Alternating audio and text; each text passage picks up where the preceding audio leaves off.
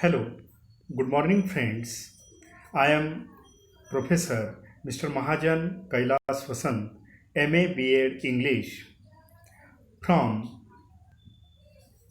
स्वामी विवेकानंद सार्वजनिक वाचनालय पिंपळनेर संचलित late Sukhdev Nana Pagare higher secondary Ashram school Kusumba taluka and district Dhule.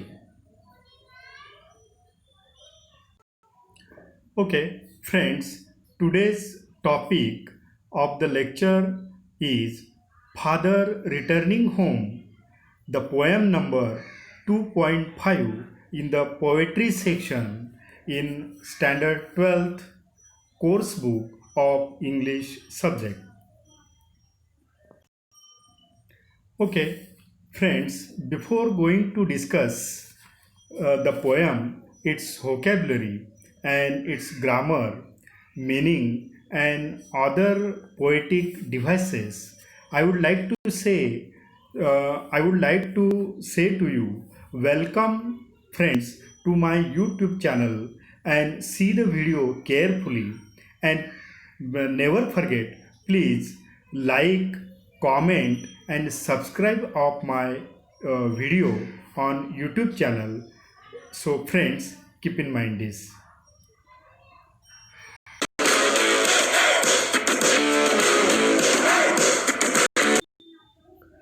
Okay, friends, Father Returning Home. This poem is a well known poem written by Dilip Chitre, an Indian poet. See the figure, it is given on the slide. Dilip Chitre, the poet. The poet is born on 1938 and he is being died on 2009. He was celebrated bilingual poet and translator with a remarkable work in Marathi and English. He received the Sahitya Academy Award for both of his poetry as well as his well poems by Sage Tukaram. The collection of poetry, it is called Sage Tuka. This well-known poem has been taken from Traveling in a Cage. The collection of poetry is written by Dilip Chitre, the poet. Okay, friends, we will discuss the poem Father Returning Home. I am going to give meaning to you as well as vocabulary in the poem. First line I am telling to you. My father travels on the late evening train, standing among silent commuters in the yellow light. Suburbs slide past his unseeing eyes. His shirt and pants are soggy and his black raincoat. Okay, friends, I read some lines in this poem. I'm going to tell you. The poet Dilip Chitre is telling to us that my father travels on the late evening train. म्हणजे कवीचे वडील रात्री उशिरापर्यंत त्यांच्या जे कामावर गेलेले असतात आणि कामावरून उशिरा परत येत आहेत आणि अशा पद्धतीने त्यांचा प्रवास चालतो. Standing among silent commuters in yellow light. सायंकाळच्या वेळेस त्या ट्रेनमधल्या येलो लाईटमध्ये जे कॉम्युटर्स म्हणजे जे इतर प्रवासी उभे असतात त्यांच्यामध्ये ते शांतपणे उभे आहेत. Suburb slide past his unseeing eyes. आणि हे मात्र एकदम न दिसल्यासारखे अनसीइंग आईजने त्या शहरी लोकांमध्ये हळूच असे बाजूला होत आहेत. His shirts and pants are swaggy. त्यांचा शर्ट आणि पॅन्ट हा मळलेला आहे आणि अशा पद्धतीने तो आपल्याला पूर्ण माखलेला दिसतोय.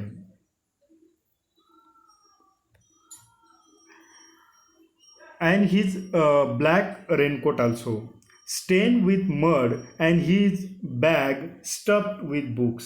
आणि अशा पद्धतीने त्यांचा रेनकोट, की जो काळ्या रंगाचा रेनकोट आहे, तो सुद्धा मातीने, चिखलाने भरलेला आहे, परंतु त्यांची बॅग मात्र पुस्तकांनी भरलेली आहे. Is falling apart. he's falling apart. So, in falling apart, his eyes dimmed by age fade homeward through the humid monsoon night. बघा, अशा पद्धतीने त्यांचे डोळेसुद्धा आता डिमडिम असं म्हणजे बारीक झालेले आहेत आणि त्यांचा रस्ता मात्र ते आता या मान्सूनच्या सीझनमध्ये आपल्याला घराकडे त्यांची ओढ दिसते आहे. Now I can see him getting off the train. आता मात्र मला ते ट्रेनमधून बाहेर पडताना दिसत आहेत. Like a word drop from a long sentence.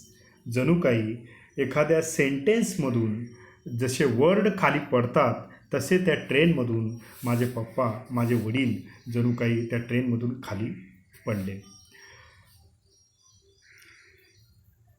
He hurries across the length of the grey platform. आणि त्या ग्रे कलरच्या, काळोख्या रंगाच्या त्या ग्रे कलरमध्ये तो जो प्लॅटफॉर्म आहे रेल्वेचा, त्या वरून घाईघाईने ते आपल्याला येताना दिसत आहेत. Crosses the railway line, enters the lane. आणि अशा पद्धतीने त्यांनी रेल्वेची लाईन पण क्रॉस केलेली आहे आणि आता घराकडे ते निघालेले आहेत. His chappals are sticky with mud but he hurries onwards.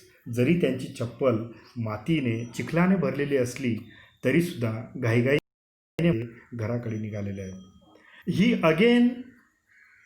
He again I see him drinking weak tea. आता मात्र या सेकंड स्टँजामध्ये कवी म्हणतोय की पुन्हा तरीसुद्धा मी असं त्यांना बघतोय की अतिशय वीक, हळुवारपणे ते चहा पिताना आपल्याला आढळत आहेत. ईटिंग अ स्टेल चपाती अँड रीडिंग अ बुक. एवढं असूनसुद्धा ते मात्र शिळी चपाती खातात. शिळी चपाती खाऊनसुद्धा मात्र ते अभ्यासाकडे म्हणजे पुस्तक वाचताना आपल्याला आढळत आहे. Okay, let us see, friend, the picture. It is given in the course book of English. The figure, the old man who is standing in the platform, means in the bogie of the train, and how he is being tired there. You see the public, the crowd is there, and in the crowd he is doing his journey.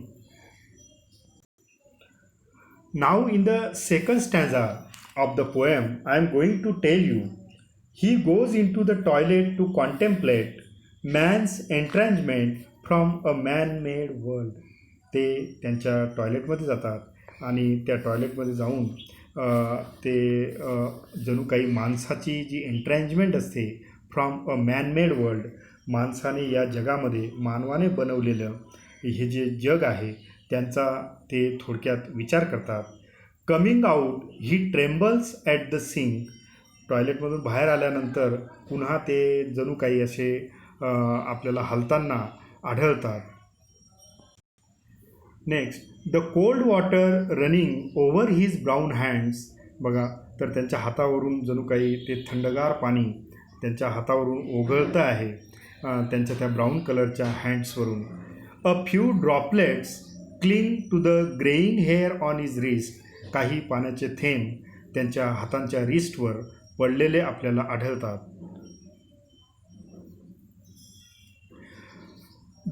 His sullen children have often refuse to share. एवढं असूनसुद्धा त्यांचे जे मित्र, त्यांचे जे मुलं आहेत, sullen children, careless ते मुलं आहेत, केअरलेस चिल्ड्रन आहेत, की have often refuse to share, की जेणेकरून आपले पापा, वडील, फादर एवढे दमून थकून आल्यावरसुद्धा त्यांच्याशी गप्पा मारण्याऐवजी ते त्यांचे विचार शेअर करायला नकार देतात, म्हणजे त्यांच्याशी गप्पा मारायलासुद्धा नकार देतात. जोक्स अँड सिक्रेट्स विथ हिम. काही जोक्स असतील किंवा सिक्रेट्स असतील तर ते शेअर करायला ते नकार देतात. He will now go to sleep. ते दमून आलेले ते वडील आता झोपायला जातील. Listening to the static on the radio dreaming. एवढं असूनसुद्धा म्हणजे एक वडील मुलांसाठी एवढे कष्ट घेतात, मेहनत घेतात, पण मुलं मात्र त्या वडिलांची अजिबात कुठल्याही पद्धतीने केअर करत नाही, काळजी करत नाही, असं आपल्याला या कवितेमधून दिसतं. This poem is written actually in the city area. We know such kind of description in the Mumbai and Pune, likewise metropolitan cities. Such kind of description, such kind of scene you will see. Listening to the static on the radio dreaming. ते मुलं मात्र रेडिओवर ऐकताना किंवा dreaming म्हणजे स्वप्न बघताना आपल्याला आढळतील. Of his ancestors and grandchildren thinking. आता मात्र ते वडील झोपी गेले आणि ते मात्र त्यांचे ॲन्सेस्टर्स आणि ग्रँड चिल्ड्रन यांच्याविषयीचे विचार त्यांच्या मनात चालू आहे. Of nomads entering a subcontinent through a narrow pass. अरुंदशा अशा त्यांच्या मनात कुठल्याही प्रकारचे दुसरे विचार येत नाहीत. अशा पद्धतीने कवी दिलीप चित्रे आपल्याला या पोएममधून माहिती देतात. Okay, friends, I explained to you the poem.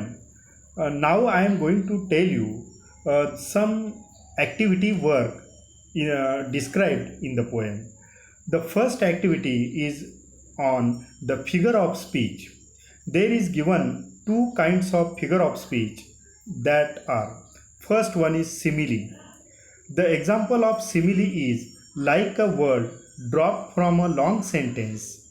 The word like is used for the sentence, the word. In this way, the father getting off the train is compared to a word dropped from the sentence. Likewise, so simile example is given, figure of speech is given there. Second figure of speech is alliteration. The example, two examples are given there. My father travels on the late evening train. Here the sound T is repeated. Now the second activity is about poetic creativity. Compose a short poem in about 4 to 6 lines on your father.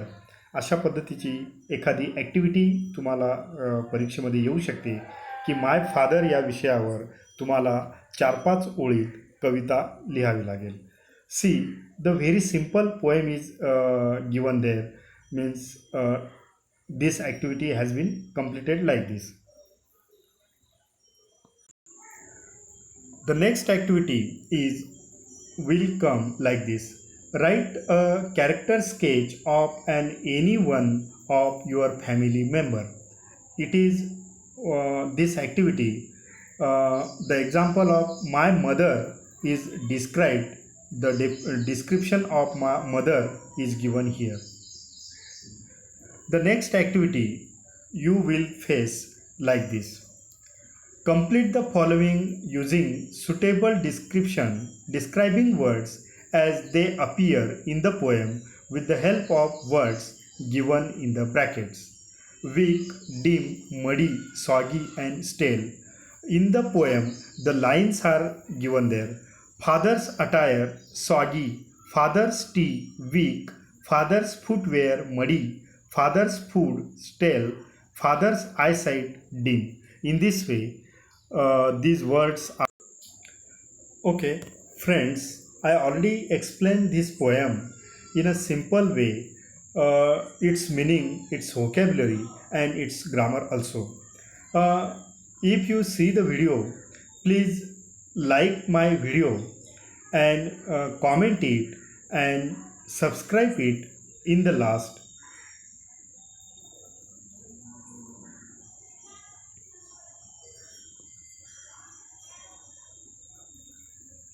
Okay, thank you, friends.